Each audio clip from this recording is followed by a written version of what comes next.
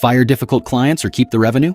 Firstly, ask why is it a difficult client, and then can you actually fix the fact that it maybe no longer is difficult, and then have you got the revenue to support it elsewhere? Don't leave yourself in a bad position, because then you won't get that next client because you're going to be selling out of scarcity. Reinvest the first profit you start to make as an agency, or pay yourself well from the start. If you have another job, then reinvest the profit as much as you can, and that's what I'd recommend starting with. If you need the money to live on, just figure out what's the least amount of money you can live on to start off with, and then reinvest the rest of it, because you're going to grow a lot faster. One of the biggest mistakes I made with the agency is not reinvesting the profits sooner in the right mentors to help me grow faster. Hire for experience or hire for attitude? Hire for attitude every time. You can teach experience, but you can't teach attitude.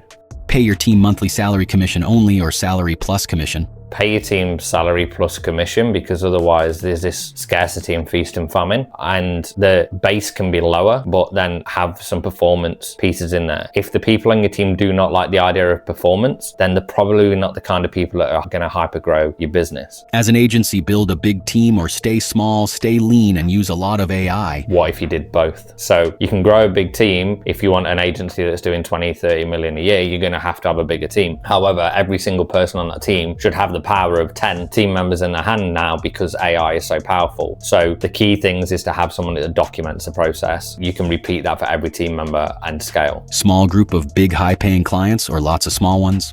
Small group of high-paying clients, but just don't over leverage yourself on one or two, because if you lose that, then you're losing half of your revenue. Rather look to have 4 or 5. So if you lose one, it's easier to replace, and then always look to have a wait list of people who want to work with you next, where they've put a deposit down, and then your next opening is, for example, 3 months time.